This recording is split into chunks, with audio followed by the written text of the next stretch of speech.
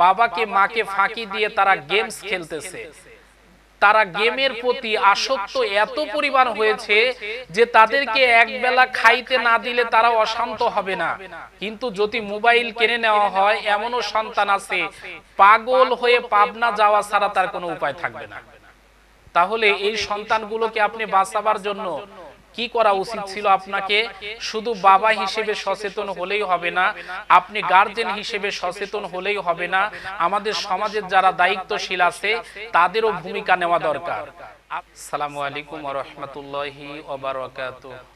দূরে এবং কাছে, দেশে এবং প্রবাসে যে যেখান থেকে আমাদের আলোচনাটি শুনছেন, আপনাদেরকে জানাই আন্তরিক সালাম, মোবারক এবং শুভেচ্ছা। সাম্প্রতিক সময়ে একটি গুরুত্বপূর্ণ বিষয় হলো, হাইকোর্ট থেকে নির্দেশ এসেছে free fire, PUBG games, live video সহ বিভিন্ন কিছু বন্ধ হওয়ার বিষয়। এখন বিষয় হলো, ফ্রি ফায়ারের প্রতি যারা আসক্ত হয়ে পড়েছে, পাবজি গেমের প্রতি যারা আসক্ত হয়ে পড়েছে, এই গেমগুলো বন্ধ হলে যুব সমাজের উপকার হবে না ক্ষতি হবে? একটু মনে হয় সচেতন ভাবে আমাদের ভেবে দেখা দরকার। আজকে আমাদের সমাজের অবস্থাগুলো এমন হয়েছে যার কারণে মানবতার বিরুদ্ধে যেন যুদ্ধ ঘোষণা করেছে কিছু মানুষ। আজকে আমরা অভাব অনটনের ভিতর দিয়ে একদিকে যেমন দৌড়াচ্ছি, ঠিক অন্যদিকে আমাদের ভিতরে সমাজের যারা যুবক আছে, যুবকদের আজকে চরিত্র হরণ করার বিভিন্ন ব্যবস্থা নেওয়া হয়ে গেছে। আজকে মাদ্রাসা, স্কুল, কলেজ, ইউনিভার্সিটি বন্ধ থাকার কারণে আমরা দেখতে পাচ্ছি যুবকেরা ঘরে বসে এরা বিভিন্ন গেমস খেলার প্রতিযোগিতা করছে। এই গেমস খেলতে গিয়ে অনেক সময় বাবার পকেট মেরে টাকা নিচ্ছে, অনেক সময় মায়ের আঁচল থেকে টাকা খুলে নিচ্ছে, অথবা ঘরের কোনো জিনিস বিক্রয় করে নিয়ে যে তারা এমবি কার্ড কিনে অথবা বিভিন্ন গেমের পণ্য কিনে তারা গেমস খেলে আসক্ত হয়ে পড়েছে। কিন্তু একটু চিন্তা করা দরকার, কেন তারা এই গেম খেলার ভিতরে এত আসক্ত হয়ে পড়েছে। পিছনের দিকে একটু ফিরে তাকালেই আমরা বুঝতে পারি যে যুবকেরা স্কুলে যেত, যে যুবকেরা কলেজে যেত, যে যুবকেরা মাদ্রাসায় পড়তে যেত, ইউনিভার্সিটিতে পড়তে যেত, এখন কিন্তু স্কুল, কলেজ, ইউনিভার্সিটি, মাদ্রাসা সব বন্ধ। সরকার থেকে বা প্রশাসন থেকে বলা হচ্ছে ঘরে থাকো, নিরাপদে থাকো, ঘরের বাহিরে যেও না। যুবকেরা যখন মাদ্রাসাতে যেতে পারে না, কলেজে যেতে পারে না, ইউনিভার্সিটিতে যেতে পারে না, নারীরা যখন ঘর থেকে বের হতে পারে না, এই যুবক যুবতীরা কিন্তু তখন ঠিক মোবাইলকে কাজে ব্যবহার করে তারা বিভিন্ন গেমস খেলায়, বিভিন্ন অশ্লীল ভিডিও দেখায়, বিভিন্ন পর্নোগ্রাফি দেখায়, বিভিন্ন অশ্লীলতার ভিতরে হাবুডুবু খাচ্ছে। রাতের বেলা বাবা ঘরে ঢুকে দেখতেছে সন্তান ঘুমাচ্ছে, কিন্তু ঘরের দরজা লাগিয়ে দিয়ে সন্তান কিন্তু পর্নোগ্রাফি সিনেমা দেখতেছে। বাবাকে মাকে ফাঁকি দিয়ে তারা অশ্লীলতা করতেছে, বাবাকে মাকে ফাঁকি দিয়ে তারা গেমস খেলতেছে। তারা গেমের প্রতি আসক্ত এত পরিমাণ হয়েছে যে তাদেরকে একবেলা খাইতে না দিলে তারা অশান্ত হবে না। কিন্তু যদি মোবাইল কিনে নেওয়া হয়, এমনও সন্তান আছে পাগল হয়ে পাবনা যাওয়া ছাড়া তার কোনো উপায় থাকবে না।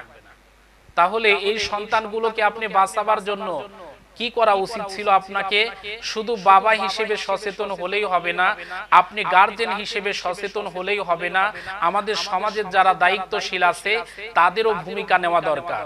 আজকে এই গেমস খেলার কারণে হয়তো বা তারা গেমসের প্রতি আসক্ত হয়েছে, কিন্তু তারা মাদকের প্রতি আসক্ত হয়নি। গেমস খেলাগুলো যদি বন্ধ করে দেওয়া হয়, তারা হয়তো বা অনেক যুবক আছে মাদকের প্রতি ঝুঁকে যাবে, কেউ মদের প্রতি ঝুঁকে পড়বে, কেউ গাঁজা খাবে, কেউ ইয়াবা খাবে, কেউ হিরোইন খাবে, বিভিন্ন দিকে তারা ছুটাছুটি করতে থাকবে। কারণ নবীজি বলেছেন, অলস মস্তিষ্ক শয়তানের কারখানা। যখন কোনো মানুষের কাজকর্ম থাকে না, ওই মানুষের মাথায় কিন্তু শয়তানের কাজগুলো ঘুরপাক খায়। একটা মানুষকে আপনি কাজে দিয়ে দেন, যুবকদেরকে আপনি যদি বেকার না রেখে যুবকদেরকে যদি কর্মসংস্থানের ব্যবস্থা করে দিতে পারেন, তাহলে ওই যুবকেরাই কিন্তু সমাজের জন্য আদর্শবান হয়ে যাবে। যুবকদের কাজ না থাকার কারণে আমরা বিভিন্ন সময় দেখি স্কুল কলেজ ইউনিভার্সিটির গেটের সামনে যুবকেরা দাঁড়িয়ে নারীদেরকে শীষ দেয়, নারীদেরকে ব্ল্যাকমেইল করে, নারীদেরকে পরকীয়া করার জন্য উদ্বুদ্ধ করে, অথবা নারীদের সাথে প্রেম করার জন্য ছলাকলা দেখায়। কিন্তু এই যুবকেরাই যদি 10,000 টাকার যদি একটা বেতনে চাকরি করতে পারতো, 20,000 টাকা বেতনে যদি একটা চাকরি করত, 5,000 টাকার বেতনে যদি একটা চাকরি করত, ও কিন্তু স্কুল কলেজ ইউনিভার্সিটির সামনে বসে থাকার মতো সময় পেত না।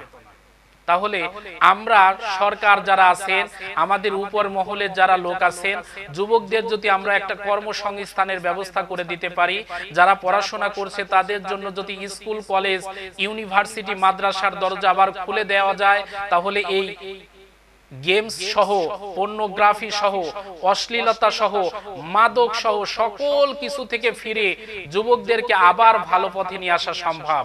এজন্য শুধু গেমস বন্ধ করলেই হবে না, আকাশ সংস্কৃতির নামে আমাদের দেশে যে বেহায়াপনা চলতেছে যা বলার মতো নয়।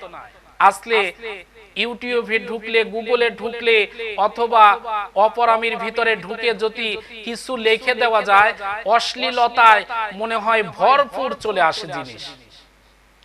আজকে এমন কিছু বই পাওয়া যায় নেটে, যেগুলো এক ভাই আর এক ভাইয়ের সামনে পড়তে পারে না, এক বোন এক বোনের সামনে পড়তে পারে না, সন্তান বাবার সামনে পড়তে পারে না, দেখতেও পারে না।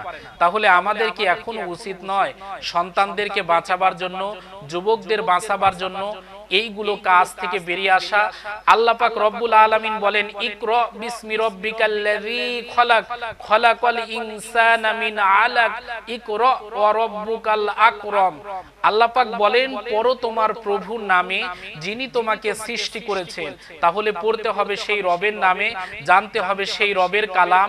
যদি আমরা পড়তে পারি, জানতে পারি, সে অনুযায়ী চলতে পারি, তাহলে অবশ্যই আল্লাহ পাক রব্বুল আলামিন দুনিয়া এবং আখিরাতে সকল খয়রিয়াত আপনাকে আমাকে দান করে দিবেন।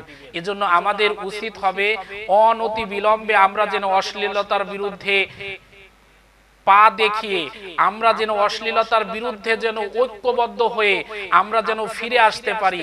এই কাজগুলো যদি আমরা জাতি হিসেবে করতে পারি, আমাদের সন্তান বাঁচবে, আমাদের ভবিষ্যৎ বাঁচবে, আমাদের পরবর্তী প্রজন্ম বাঁচবে।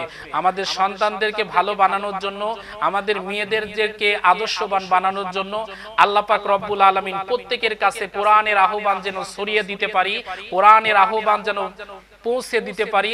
আল্লাহ পাক সবাইকে কোরআনের পক্ষে, হাদিসের পক্ষে, ইসলামের পক্ষে চলে আসার তৌফিক দান করুন। ওয়া আখিরি দাওয়ানা আনিল হামদুলিল্লাহি রাব্বিল আলামিন। আসসালামু আলাইকুম ওয়া রাহমাতুল্লাহি ওয়া বারাকাতুহু।